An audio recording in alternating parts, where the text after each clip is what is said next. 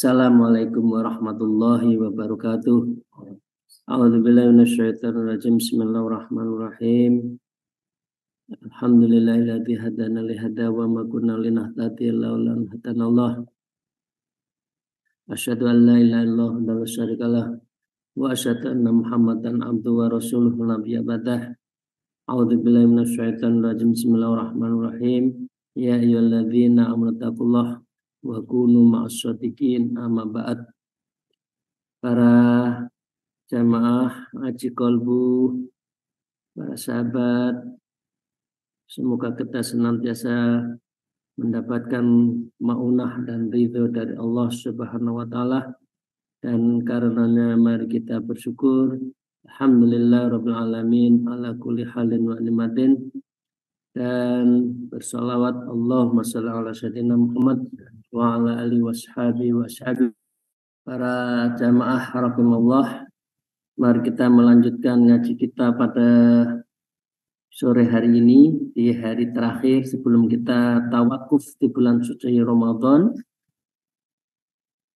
Sekarang adalah al-aridus tsani, penggoda yang kedua.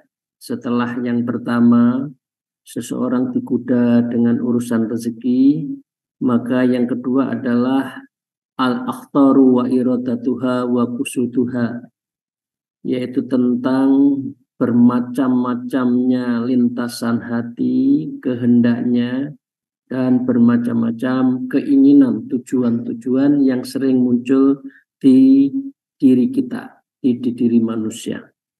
Karena itu mari kita lanjutkan. Wa qala al-muallif fi hadzal kitab wa nabiyina bi ulumiyya fid darain, amin ya rabbal alamin. A'udzubillahi minasyaitonir rajim. Bismillahirrahmanirrahim. Wa inna ma kifayatuha fit tafwid, maka dengan demikian sesungguhnya kecukupan soal lintasan hati, ya, itu harus tafwid, yaitu kita harus bertumpu kepada pemberi kuasa, yaitu Allah. Jadi kalau lintasan, kemudian keinginan, cukupkan, itu menjadi bagian yang telah ditentukan oleh Allah. Fa'alaika bitahwidil amri kulluhu illallah subhanahu wa ta'ala, maka wajib bagimu untuk mempercayakan bahwa seluruh urusan kita itu kepada illallah subhanahu wa ta'ala, hanya kepada Allah. Nah, urusan tahwid, urusan kita untuk menyerahkan diri kepada Allah itu, wadzalikal amroin, itu ada dua bentuk. Bentuk yang pertama atau macam yang pertama adalah akhaduhuma tuma'ninatul qalbi fil halin wa innal umura idza kanat khatiran muhimatan la yudra salahuha min fasadiha. Yang pertama, akhaduha tuma'ninatul qalbi fil hal.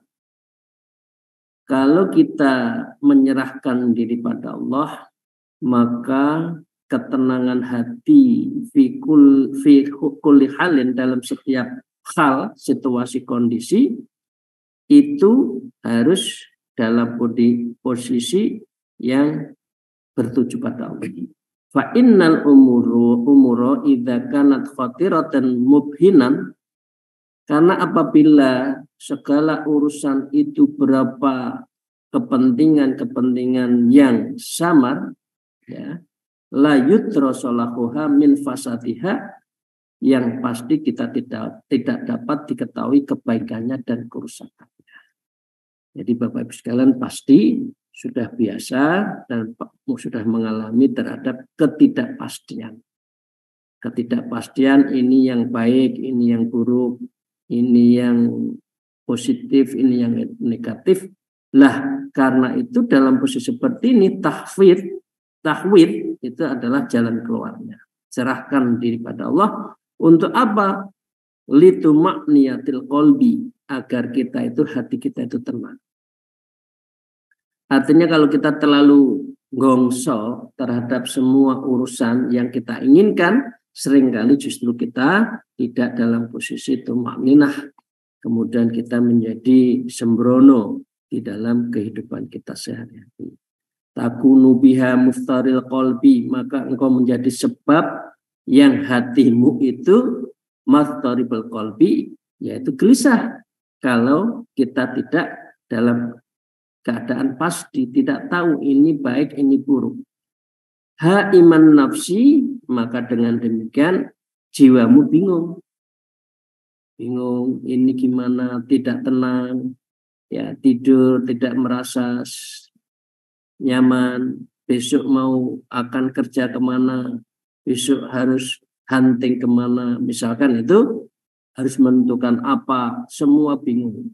Nah, kalau seperti itu latat cerita qa'afisulahi au fasada, di mana engkau tidak tahu dalam posisi terjerumus atau dalam hal memilih putusan kita itu adalah kebaikan. Nah, posisi seperti inilah biasa kita diajarkan sholat istikharah. Kalau tidak dalam posisi kepastian, bingung memilih pekerjaan yang A atau yang B, memilih menantu yang A, calon menantu A atau yang B, istikharah saja. Maka dengan demikian fa'idal fawwadtal amra kullahu illahu ta'ala, kalau sudah seperti itu percayakan seluruh amr, seluruh perkara kita itu kullahu segalanya itu illallah ta'ala kepada Allah. Maka alimta innaka la taqa'a ila fi salahi wa khair, niscaya engkau akan mengetahui apa yang akan ditakdirkan kepada engkau. Insya Allah kalau sudah pasrah itu sholah wa khair, yang baik dan yang benar, yang baik dan bajik, kebaikan dan kebajikan.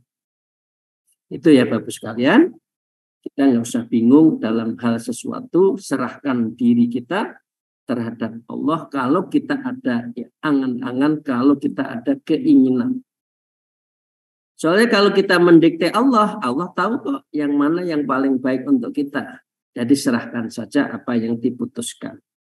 Maka dengan demikian fatakunu aminan minal khatril wal afat, orang yang menyerahkan segalanya itu kepada Allah akan terhindar min khatril afat, dari lintasan-lintasan yang berbahaya, wal mukhalafati, dan sebuah pertentangan, mutmainnul qalbi, ya, yang bisa menenangkan hati fil hali, dalam sebuah kondisi. Sudah berikhtiar, kalau sudah mengambil putusan, serahkan pada Allah. Ini hati kecil saya dan saya serahkan pada Allah. Maka dengan demikian itu adalah cara untuk menenangkan jiwa kita. Wahai ilmutmainnah wal amnu warrohah fil qalbi.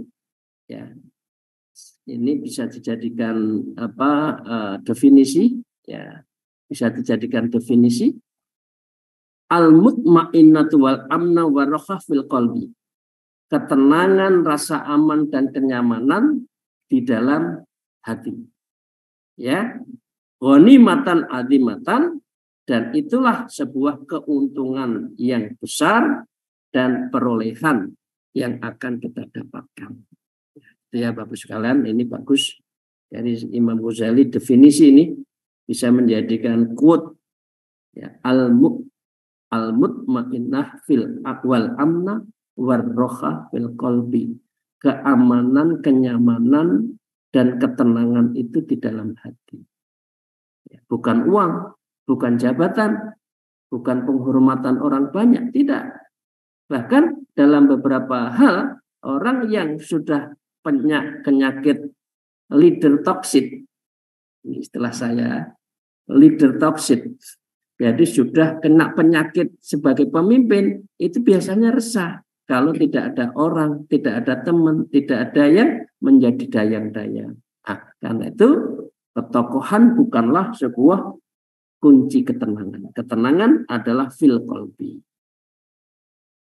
Wa kana syekhuna, dan gurunya Syekh Abu Bakar Al-Warraq, beliau rahimallahu yaqulu, beliau berkata, fi majalisi kasiron ta'id tadbiri ila man khalaqau tastarih.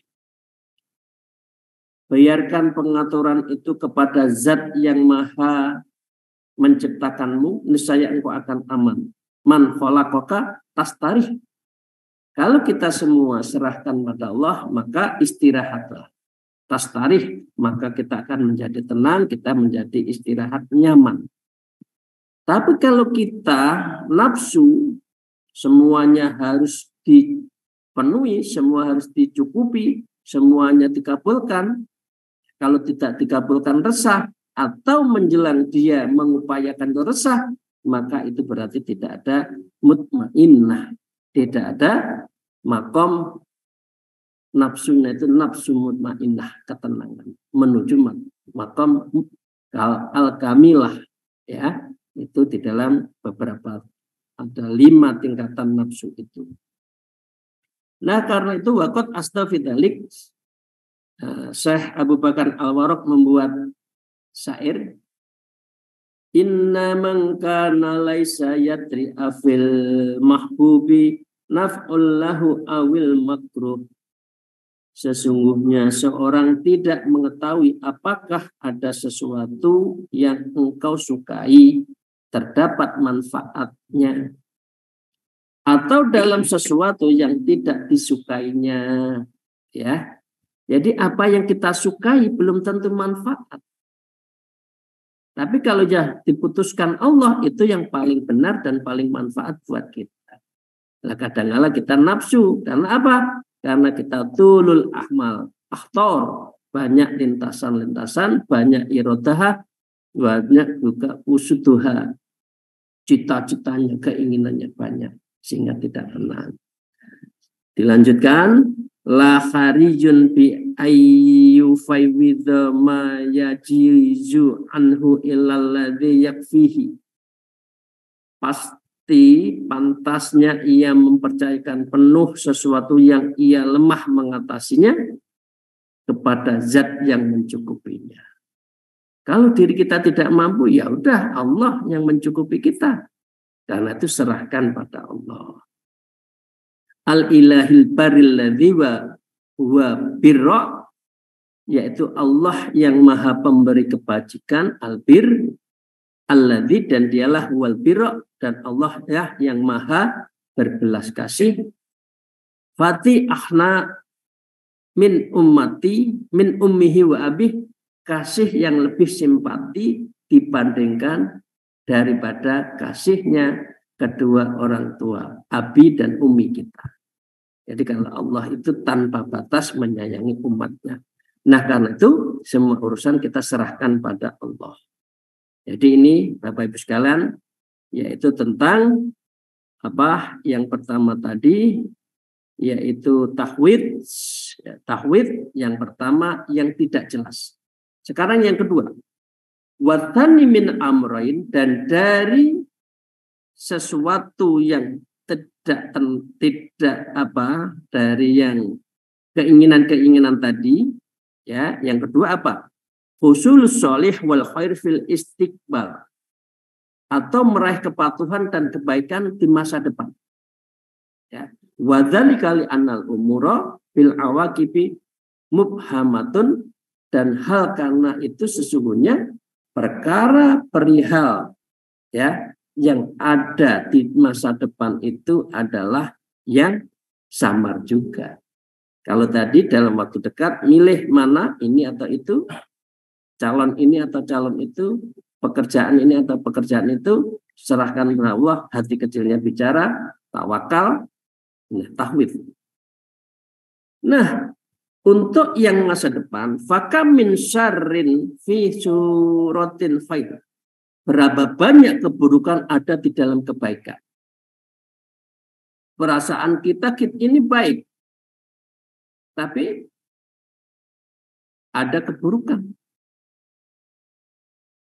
Ya, misalkan menurut saya, menurut panjenengan, saya sebagai pedagang itu bagus. Tapi belum tentu, karena setelah jadi pedagang rugi terus. Karena memang tempatnya tidak di situ. Karena waktu menjadikan dirinya ingin jadi pedagang, iri kepada teman-temannya yang sudah kaya raya karena dagang itu. Nah, gitu. Padahal kita hanya guru ngaji, nggak usah ya beriri. Wa kam min durrin fi khilyatin naf'in, dan berapa banyak bahaya di dalam sebuah hiasan manfaat. Kelihatannya manfaat baik, tapi sebetulnya mudarat. Misalkan orang yang vermak wajah, ya, orang yang operasi, oplas itu kelihatannya baik, tapi mudaratnya banyak. Sekali oplas ingin oplas lagi, karena dia tidak dalam posisi tahwid, tidak dalam posisi menyerahkan semuanya itu kepada Allah. Wa kam min summi fi hayatin sahdin, dan berapa banyak racun di dalam sebuah madu. Rokok enak, sesungguhnya itu racun bagi orang yang tahu rokok. Bagi yang tidak ya nggak mau, karena sesungguhnya itu racun. Minuman keras enak bagi orang yang punya masalah, lari dari situasi. Namun demikian itu adalah racun. Ya. Wa antal jahil bil awaqib wal asrar, sedangkan engkau tidak tahu terhadap rahasia itu semua yang Anda inginkan, yang Anda pilih-pilih itu untuk masa akan datang. Jadi dengan demikian, fa idza aratal umura qad'an wa akhadha fiha bihtiyarika muhtahakiman. Maka apabila engkau menginginkan kepada urusan yang terpastikan hasilnya, dan engkau mengambil keputusan dalam urusan yang berjalan pikiranmu dengan penuh, dengan sebuah kepastian, fama asra'a matafa'u fi halak, maka betapa cepatnya engkau membuat sebuah jalan untuk kamu halaka, terjerumus, wa antala tas'uru, dan engkau tidak menyadari itu. Jadi kita tidak boleh memastikan apa yang kita pilih itu pasti baik. Belum tentu. Istikharah, mohon pada Allah, moga-moga apa yang kita kerjakan, apa yang kita pilih ini betul-betul karena memang pilihan Allah juga, dan kita menjadi tenang karena pilihan itu telah kita serahkan kepada Allah. Walaqad hukiya an ba'dal ubati kana yas'alullah ayyuridu iblis. Ada seorang ahli ibadah yang dia ingin minta kepada Allah untuk diperlihatkan pada iblis. Ya, Allah kemudian mengatakan lahu sa'alul afiyah, mintalah kamu kesejahteraan. Fa'aba illa billah, maka sang ahli abid tadi menolak, enggak ya Allah, saya tidak ingin kaya, tidak ingin sejahtera, tidak ingin menjadi luar biasa dunia saya hanya ingin lihat iblis. Fasaddahu bidzarbi, ya. Kemudian bermaksud iblis itu apa? Akhirnya dipertemukanlah. Seseorang itu ketemu iblis. Faqala lahu iblis, maka iblis berkata kepada orang itu, lau anna ngata'isu mi'atan sanah la ahlaktuka wa aqabtuka, jika engkau umurmu sampai 100, niscaya akan aku hancurkan dan siksa itu. Dia menjadi sembrono. Usia saya nanti 100. Karena itu saya masih umur 60. Bapak Ibu sekalian punya asumsi umur saya nanti 70, saya masih 40. Ada waktu 30 tahun, saya hidup poya-poya, saya mau hidup senang-senang, tidak perlu ibadah. Nanti saya taubatnya nanti aja, 1 tahun sebelum saya wafat. Nah, Abid ini juga seperti itu, ketika usia 70 masih ada umur 30 tahun, maka dengan demikian faktar robi kolif wa kolafin nafsihi, maka sang abid ahli ibadah itu tertipu dengan ucapan nafsunya dan finafsi, dan jiwanya itu menjadi tergoda. Inna umri ba'idun tawilun, wah sesungguhnya usia saya masih ba'id, masih jauh, masih tawil, masih panjang. Fa'af alama uridatum ma'atubuh, saya nanti aja deh bertaubatnya. Nah, itulah. Kemudian baru akan bertobat nanti aja kalau saya sudah mendekati usia 100 katanya. Seperti hanya anak-anak muda sekarang ini. Muda kaya raya, hidup poya-poya, gembira ria, mati masuk surga. Loh, memangnya tahu akan masuk surga? Memangnya tahu kapan akan wafat? Memangnya tahu akan diampuni oleh Allah?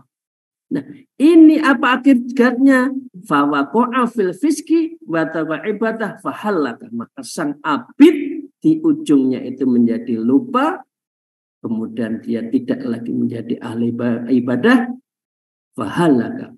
Ahli ibadah itu menjadi su'ul khatimah dan binasa semua amal-amalnya. Karena apa? Dia memastikan bahwa dia merasa tahu akan hidup 100 tahun, karena itu sholat tobatnya nanti saja kalau sudah dekat mau wafat. Karena itu Bapak Ibu sekalian, alhamdulillah, moga-moga kita istiqomah yang sudah suluk, moga-moga setiap malam kita masih melakukan sholat taubatan nasuha, karena kita tidak tahu apa yang akan terjadi besok.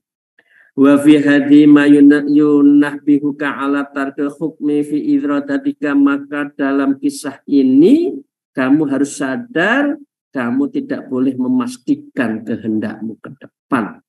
Walla jaji fi matlubika wa yuhaddiruka tulul amal aidan, dan kamu tidak boleh menuntut sebuah keinginan tulul amal, cita yang panjang, angan-angan yang panjang.